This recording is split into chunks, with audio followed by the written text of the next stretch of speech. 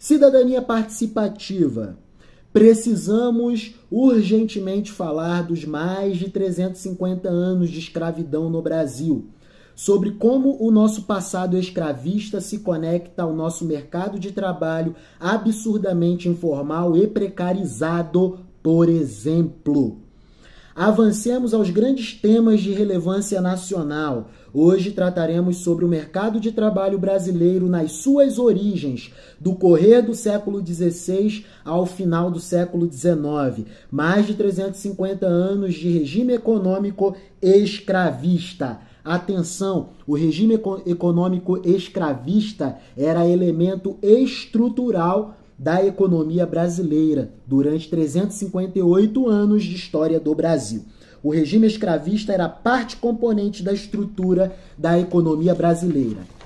Meditações iniciais. Vamos ver qual é a relação entre o passado e o presente. Estamos em 2022, mas desde o final de 2015 a taxa de desemprego está acima de 11%. São cerca de 7 anos de agonia para o trabalhador brasileiro. Na melhor das hipóteses, quem conseguiu manter-se em seu trabalho com carteira assinada está com salário congelado e perdendo o poder real de compra em decorrência das altas taxas de inflação em ocorrência nos últimos tempos, principalmente nos quase 2 últimos anos, 2021 e 2022. Hoje, 2022, a taxa de desemprego está em cerca de 11%.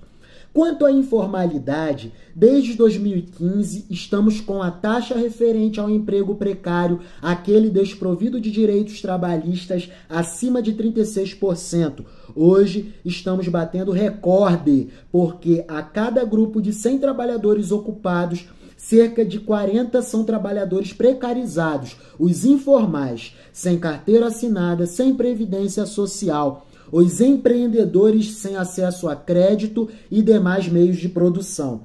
40% é a taxa da informalidade no mercado de trabalho brasileiro. A fome graça, a renda fenece, a informalidade abraça, o povo empobrece. Juros no sol, a pequena produção. Desemprego logo aumenta, é o Brasil em recessão. Quer repetir?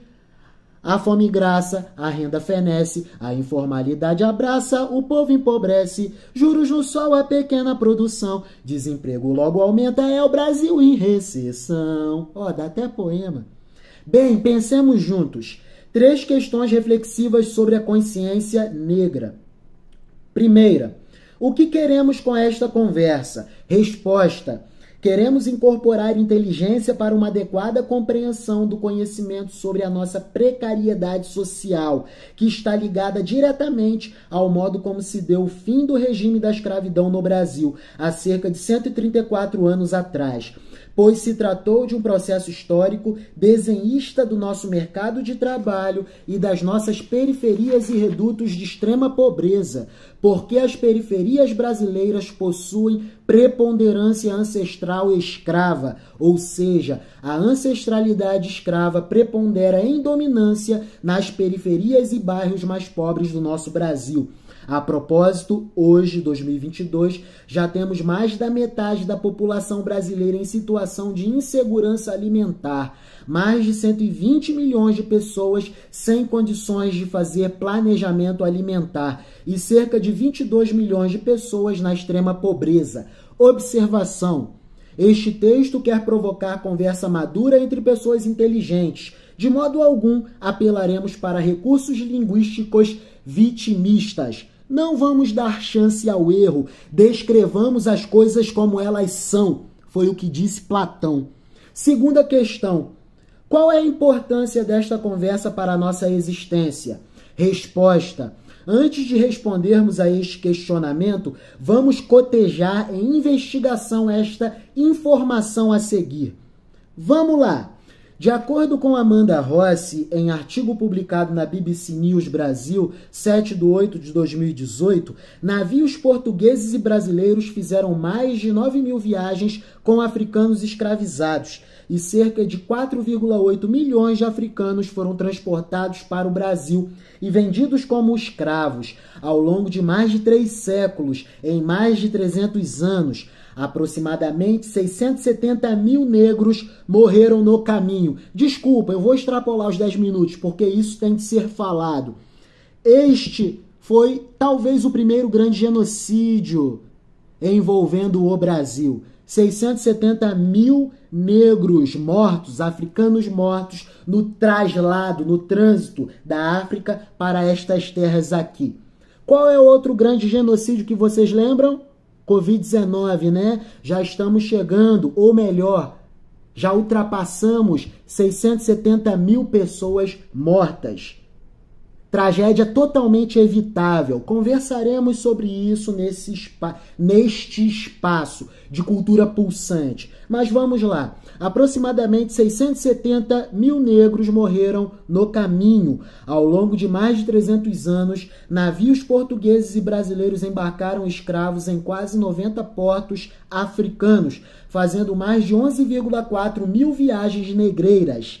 Dessas viagens, 9,2 mil viagens tiveram como destino o Brasil.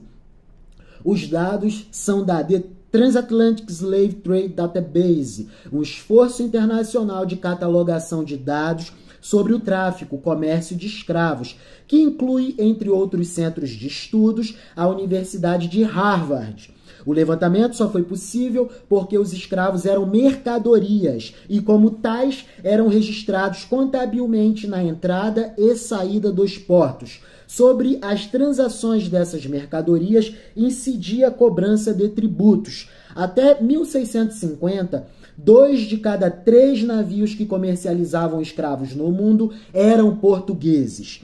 Assim e deste modo, iniciou-se o mercado de trabalho brasileiro. Tratou-se da entrada de um fluxo de pessoas de tal modo consideravelmente grande e capaz de impactar a formação cultural e socioeconômica da nossa sociedade brasileira. E como impactou? Observemos.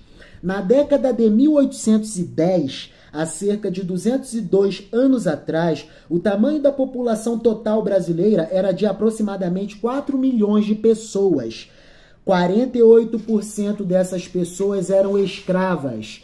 1,9 milhão de pessoas. 48 de cada grupo de 100 habitantes do Brasil na década de 1810 eram escravos. Quase a metade do todo da população do Brasil. Há cerca de 212 anos atrás. Em termos históricos, minha gente, isto foi ontem, há um segundo atrás. Na década de 1860, o tamanho total da população habitante do Brasil era de aproximadamente 8 milhões de pessoas. Cerca de 22% delas eram escravas. 1,7 milhão de pessoas. 22 de cada grupo de 100 habitantes do Brasil na década de 1860 eram escravos. Há cerca de 162 anos atrás. Ontem, há um segundo atrás. Na década de 1880, o tamanho da população habitante do Brasil era de mais ou menos 10 milhões de pessoas e cerca de 10% dessas pessoas eram escravos. 1 milhão de pessoas. 10 de cada grupo de 100 habitantes do Brasil na década de 1880 eram escravos. Há cerca de 142 anos atrás. Ontem, há um segundo atrás. E em 13 de maio de 1888, há 134 anos atrás, houve a abolição definitiva da escravidão no Brasil. O último país das Américas a pôr fim oficialmente ao regime da escravidão. Há 134 anos atrás, ontem, em termos históricos, ontem, há um segundo atrás. Recapitulando, minha gente. Na década de 1810, para uma população de 4 milhões, tínhamos 1,9 milhão de pessoas na condição de escravos, quase metade do todo da população. Na década de 1860, para uma população de 8 milhões, tínhamos 1,7 milhão de pessoas na condição de escravos. 5 décadas se passam, a população brasileira dobra de tamanho e os escravos são reduzidos em cerca de 200 mil pessoas. E na década de 1880, para uma população de 10 milhões, tínhamos 1 milhão de pessoas na condição de escravos. Em 1888, o Brasil era regido pela Constituição Imperial de 1824. Gente, isto é importantíssimo de se saber. Em 1888, o Brasil era regido pela Constituição Imperial de 1824, a primeira Constituição do Brasil, que apenas serviu para mostrar ao mundo estrangeiro que havia um país política e juridicamente organizado aqui nestas terras. Apenas isso e nada mais. Como uma Constituição totalmente liberal que era, não ousou tratar de direitos sociais, muito menos da questão da escravidão no Brasil, porque a escravidão fazia parte do modelo econômico vigente à época. Lembrando-se de que o escravo era uma commodity, com preço negociado em bolsas de valores mundo afora, como hoje se faz com o preço do barril do petróleo, com o preço da soja, com o preço do dólar, por exemplo. Os negros sofriam sem esperanças. Observação fundamental. Antes de vomitarmos bobagens, vamos a esta observação fundamental. Juridicamente, ser escravo era ser um subanimal, um instrumento de trabalho de mobilidade autônoma. O escravo era menos digno que os semoventes, animais utilizados no processo produtivo dos engenhos. O negro era uma espécie de equipamento de trabalho para a produção. Escravidão, extrema agonia, sofrimento humano, puta covardia. Puta covardia pra gente hoje, observando o passado. Porque não contaminemos a nossa conversa com elementos morais, né, que pode levar a conversa para racismo, não racismo, existe racismo ou não existe racismo. Não. Primeiro vamos entender como era a estrutura da economia no Brasil imperial e no Brasil colonial. Avancemos. Se considerarmos que a escravidão durou mais de 350 anos e que temos pouco mais de 130 anos do fim oficial da escravidão no Brasil, e principalmente o modo como se deu o fim da escravidão por aqui nestas terras, totalmente sem o amparo de políticas governamentais para incorporar os ex-escravos ao mercado de trabalho, ao mundo da educação e ao universo da cidadania, constatamos que esse fato histórico foi determinante para a formação do nosso mercado de trabalho, das nossas cidades, da nossa industrialização, da nossa educação, da nossa organização econômica, das nossas políticas públicas e do nosso direito. Eu vou repetir, vou extrapolar os 20 minutos, não estou nem aí. O importante é compreendermos sobre o processo histórico mais importante da história do Brasil. Então repetirei este parágrafo porque é o mais importante deste texto. Se considerarmos que a escravidão durou mais de 350 anos e que temos pouco mais de 130 anos do fim oficial da escravidão no Brasil e principalmente o modo como se deu o fim da escravidão por aqui nestas terras, totalmente sem o amparo de políticas governamentais para incorporar os ex-escravos no mercado de trabalho, ao mundo da educação e ao universo da cidadania, constatamos que esse fato histórico foi determinante para a formação do nosso mercado de trabalho, das nossas cidades, da nossa industrialização, da nossa educação, da nossa organização econômica, das nossas políticas públicas e do nosso direito, do nosso mercado empresarial tão precarizado, do nosso mercado de capitais com taxas de juros tão absurdas. Tudo se deriva daqui, ó, do modo como se deu o fim da escravidão no Brasil. Para termos ideia do contexto social da época do fim da escravidão no Brasil, vamos consultar um trecho do livro História do Brasil, Sociedade e Cultura, de Cláudia Regina Balcati Silveira Moreira e Simone Meucci, editora Intersaberes, primeira edição 2012. Ao Brasil do fim do século XIX. Vamos entender a história do Brasil, para a gente não ficar falando bobagem por aí e achando que somos o bonzão da intelectualidade. Não somos. A ignorância domina estas terras brasileiras. Vamos lá. Ao Brasil do fim do século XIX, há vários relatos de assassinatos e suicídios de escravos que não queriam separar-se de seus familiares, de seus laços construídos no cativeiro. Além disso, paulatinamente o trabalho dos escravos de ganho, isto é, aqueles que vendiam peixes, vassouras, frutas e que pagavam um valor fixo, chamado de jornal, por dia ao seu senhor, passou a competir com o trabalho de imigrantes de origem europeia. Olha aí, ó. Vêm os negros para o mercado de trabalho e não tem espaço, porque o elemento europeu ocupa os espaços no Brasil. Aos negros, a periferização. Sobretudo, portugueses, italianos e espanhóis. Há registros de inúmeros conflitos entre grupos de escravos ou negros, forros e europeus que disputavam espaços no comércio de rua. No caso do Rio de Janeiro, o trabalho no comércio de rua, fosse ele realizado pelo escravo de ganho, fosse ele realizado por pessoas livres, dependia de alvará expedido pela Câmara Municipal. Para os escravos, era obrigatório o porte de uma placa de metal pendurada no pescoço, identificando o número do alvará. Sou escravo. Com o advento da abolição, a primeira reação dos libertos foi impor a sua nova condição aos ex-senhores. Mesmo diante da oferta de trabalho remunerado, nem sempre era possível submetê-los novamente à disciplina da atividade produtiva. Não houve preparo. O que o ex-escravo vai fazer diante de uma maquinaria industrial, por exemplo? Se não quebrá-la e danificá-la e ser chicoteado.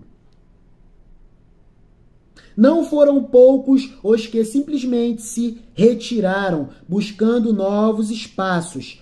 Já nos centros urbanos, muitos dos ex-cativos continuaram a exercer funções relacionadas ao comércio de rua e à prestação de serviços, a despeito da concorrência com o elemento europeu. Em ambos os casos, era imperativo mostrar e ostentar a nova condição de homem livre, como destaca um dos relatos feitos pelo francês L. Graff, reproduzidos por Wisserbeck, acerca das primeiras atitudes dos ex-escravos. Olha só que dramático. No dia seguinte ao decreto da libertação, negros e negras deixaram apressadamente os lugares onde tinham vivido durante longo tempo nas humilhações da escravidão e, das fazendas e sítios, afluíram em direção às cidades próximas. Parte desses novos cidadãos livres tinha pequenas economias. Ora, seu primeiro ato foi correr às lojas de calçados. A escravidão, com efeito, não lhes dava o direito de se calçar. E parecia claro como odia a essas bravas gentes que iriam se equiparar aos seus senhores de ontem, usando como eles botas e borzeguins. O primeiro gesto da liberdade foi, então, aprisionar os pés nas formas escolhidas e, por consequência, mais ou menos adaptadas. Digo mais ou menos, mas na verdade da história, a verdade da história me obriga a dizer muito menos do que mais, porque os bons pés dos bons negros, pouco acostumados a estar estreitados, protestaram com estardalhaço. E todo mundo sabe qual é a maneira de os pés protestarem. E foi o suficiente para que se visse o espetáculo mais inesperado como primeiro efeito da libertação. Negros e negras em todas as cidades para as quais se dirigiam passavam felizes e orgulhosos, com uma postura altiva, descalços, mas todos levando um par de sapatos por vezes à mão, como um porta-joias valioso, ou, por outros, a tiracolo, como as bolsas vacilantes da última moda mundana. Sobretudo nas regiões rurais, essas pessoas passaram progressivamente a cultivar gêneros de subsistência que, eventualmente, lhes permitiam um pequeno excedente que era vendido nas cidades. Eram poceiros, meeiros, diaristas que, com o tempo, passaram a ser identificados como caipiras ou caboclos, pessoas de vida muito simples que, assim como acontece hoje em muitas comunidades interioranas, habitam casas construídas de forma bastante rudimentar. Avancemos para a análise de algumas vinculações entre as descrições históricas trazidas neste texto e a nossa atualidade econômica neste Brasil do século XXI. Quanto ao mercado de trabalho, Negros pardos são maioria entre desocupados, desempregados e trabalhadores informais no Brasil. Pretos e pardos, que compõem a população negra do país, são a maioria entre trabalhadores desocupados, 64,2%. 64 de cada grupo de 100 trabalhadores desempregados são negros e pardos. Segundo informativo Desigualdades Sociais por Cor ou Raça no Brasil, divulgado pelo Instituto de Geografia e Estatística IBGE, Governo Federal. Atualmente, os negros pardos representam 55,8% da população brasileira. Cerca de 56 de cada grupo de 100 habitantes do Brasil são negros pardos e 54,9% da força de trabalho. Cerca de 55 de cada grupo de 100 trabalhadores brasileiros são negros pardos. Quanto à informalidade, os pretos e pardos representam 47,3% dos trabalhadores precarizados. Cerca de 47 de cada grupo de 100 trabalhadores informais precarizados são negros e pardos. Fonte: Agência Brasil, Empresa Brasileira de Comunicação, IBC, Governo Federal. 13/11/2019. Desemprego e informalidade surrando mais fortemente as costas dos negros e pardos. Quanto às condições de moradia, a desigualdade no mercado de trabalho tem reflexos também sobre as condições de moradia, enquanto 27,9% das pessoas brancas vivem em domicílios sem ao menos o serviço de saneamento básico, coleta de lixo, tratamento de esgoto e fornecimento de água. A proporção sobe para 44,5% entre pretos e pardos. Cerca de 44 de cada grupo de 100 negros e pardos não têm acesso pleno a saneamento básico. Isso impacta as condições de saúde, vulnerabilizando, portanto, ainda mais a subsistência da população preta e parda. Fonte: Agência Brasil, Empresa Brasileira de Comunicação, IBC, Governo Federal, 13/11/2019. Eis a periferia do favelado, sem água e esgoto tratado, a mesma sobra de sempre, eis a cota do negro pardo. Quanto à violência, aqui é mais dramático. Negros pardos têm 2,7 vezes mais chances de serem mortos do que brancos, segundo o IBGE. De 2012 a 2017, de acordo com dados do Sistema de Informações sobre Mortalidade, SIM, do Ministério da Saúde, foram 255 mil mortes de pessoas negras pardas por assassinato. Entre os jovens brancos de 15 a 29 anos de idade, a taxa era de 34 mortes para cada 100 mil habitantes em 2017, último ano com dados de mortes disponíveis no DataSUS. Entre os pretos e pardos, eram 98,5 assassinatos a cada 100 mil habitantes.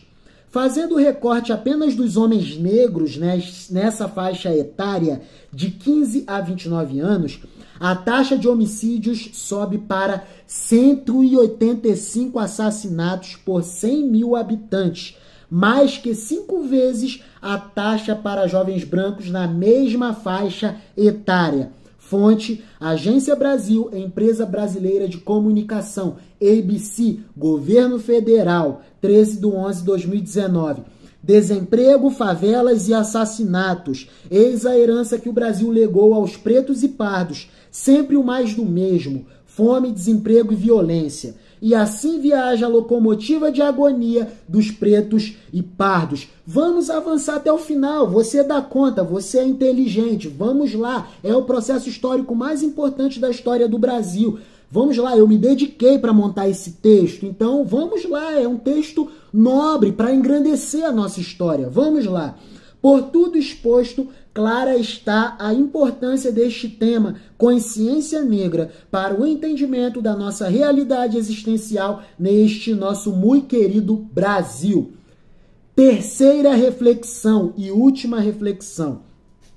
O que ganhamos ao incorporar estas reflexões sobre a consciência negra à nossa compreensão do nosso cotidiano, da nossa vida social, no dia a dia, no corriqueiro? Resposta: Dentre os muitos e diversos ganhos, podemos destacar o não reducionismo da questão sobre a consciência negra à questão do racismo. Não que essa seja uma questão menor, mas sim porque, se dermos centralidade exclusivamente a discussões sobre a existência ou não de racismo no Brasil, abandonando os processos históricos da nossa formação social e suas vinculações com o momento presente, constituiremos uma conversa capenga, canhestra, estúpida e completamente descontextualizada socio-historicamente, explicando nada e fazendo reflexão nenhuma, reforçando ainda mais os preconceitos, os erros histórico-interpretativos e os ódios entre as classes sociais no Brasil. E o Brasil precisa de paz, de pacificação. É isso.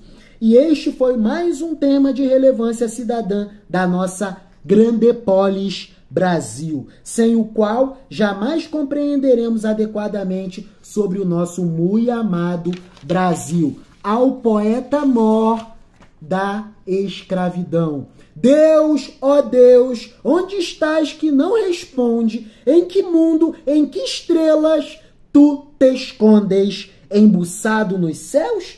Há 2000 anos te mandei meu grito, que embalde inutilmente, desde então corre ao infinito. Onde estás, Senhor Deus? Antônio Frederico de Castro Alves. Fontes deste texto: professor João José Reis, historiador e Instituto Brasileiro de Geografia e Estatística, IBGE, dentre algumas outras fontes citadas no curso do texto. Pós-scriptum, que é mais importante do que o scriptum. Assim como o contexto é muito mais importante do que o texto.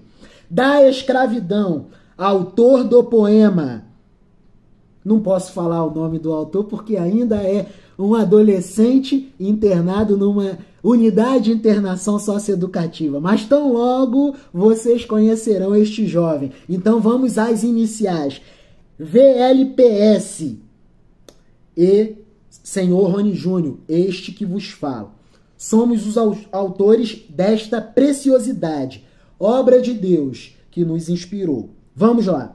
Por serem negros pardos, 56% de brasileiros são a toda hora julgados por causa de sua cor. É que mesmo depois de mais de 350 anos de escravidão, negros pardos ainda não têm reconhecido o seu devido valor. Difícil mesmo é constatar que o fim da escravidão para todos libertar não foi gesto nenhum de bondade, mas sim mera expansão de mercado para a economia inglesa alavancar. Então vamos raciocinar.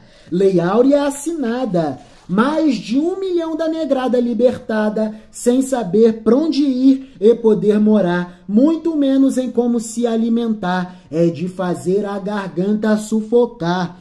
Pobres negros pardos, aqueles ex-escravos nas periferias do Brasil jogados, sem saber ler, sem amparo nenhum, de um Estado social, que naqueles tempos idos, dos 1880 findos, era Estado totalmente liberal, pela Constituição de 1824 comandado e da política social totalmente afastado. É assim que se deu o fim da escravidão no Brasil. Se você não compreende, trata logo de compreender sobre isso, porque é o processo histórico mais importante do teu país. Vou até repetir a estrofe. É de fazer a garganta sufocar. Pobres negros pardos, aqueles ex-escravos, nas periferias do Brasil jogados, sem saber ler, sem amparo nenhum de um Estado social, que naqueles tempos idos, dos 1880 findos, era Estado totalmente liberal, pela Constituição de 1824 comandado e da política social totalmente afastado. Querem que a gente lembre de coisas que aconteceram, ou melhor, não lembraremos, né? Querem que lembremos de coisas que estudamos no ensino médio, mas temos de lembrar, gente. Ah, mas hoje a gente não lembra nem sobre o que a gente almoçou, né? A gente nem lembra, nossa memória tá etérea, líquida. Meu Deus! Vamos compreender o nosso país. Que naqueles tempos idos dos 1880 findos, era Estado totalmente liberal. Assim se deu o fim da escravidão no Brasil, sem amparo nenhum do Estado, sem amortecimento nenhum do Estado federal. Pela Constituição de 1824, comandado e da política social totalmente afastado. Largados no mundo foram, sim, no mundo descartados, sem política pública alguma lhes auxiliar. Periferias e favelas surgiram, nas grandes cidades emergiram, começando logo a se espalhar. Então vamos raciocinar? Por que 130 e poucos anos depois, mesmo com o fim da escravidão, negros pardos lutam ainda para ver reconhecido seu lugar? Bora raciocinar a exclusão. Vou resumir sem demora então.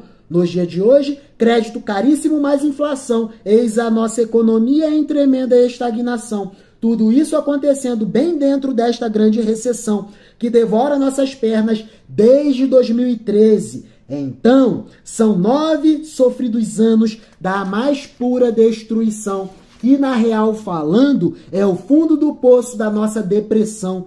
Eis aí, compatriotas, os círculos concêntricos do cão. Subconjunto menor, a estagnação, bem dentro de um conjunto um pouco maior que se chama recessão, ambos englobados pelo conjunto maior de todos, a nossa grande depressão. Não circula mais dinheiro com suficiência na sociedade brasileira, porque taxas de juros são altas demais.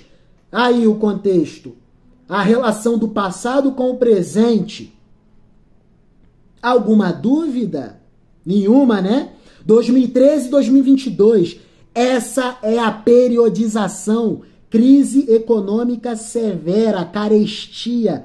A renda encolheu, o povo empobreceu. A economia definhou, a carestia nos embotou e o mapa da fome voltou. E os negros pardos, como ficam então? Como sempre, o mais do mesmo. Desemprego, fome e violência. Há 134 anos padecendo famintos, sem a garantia de um pedaço de pão. Diante disso tudo, só me resta uma prece em contrita oração. Que Deus Pai Jesus Cristo e Deus Mãe Ave Maria olhem agora por aqueles 57% de brasileiros desprovidos e inseguros de sua devida alimentação. Curiosidade final e terminaremos.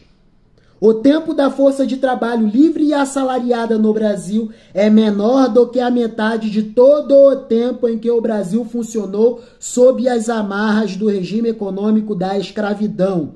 Tempo de escravidão, 358 anos. Metade de 358, 179 anos. Tempo de trabalho livre e assalariado no Brasil, 134 anos. O tempo da força de trabalho livre e assalariada no Brasil é menor do que a metade de todo o tempo em que o Brasil funcionou sob as amarras do regime econômico da escravidão. Quer entender o Brasil? Entenda sobre isso por primeiro. Aí sim, a sua sabedoria será alcançada. O temor do Senhor é o princípio da sabedoria. A nossa sabedoria vem de Deus. A vossa sabedoria virá de Deus, como vem de Deus. Que Deus nos abençoe e que cada vez mais nos afeiçoemos às coisas superiores, às coisas do mundo da cultura. Não sejamos rasos, porque o mundo cada vez mais exigirá de nós sabedoria. Deus nos abençoe, Deus vos abençoe. Amém, amém e amém.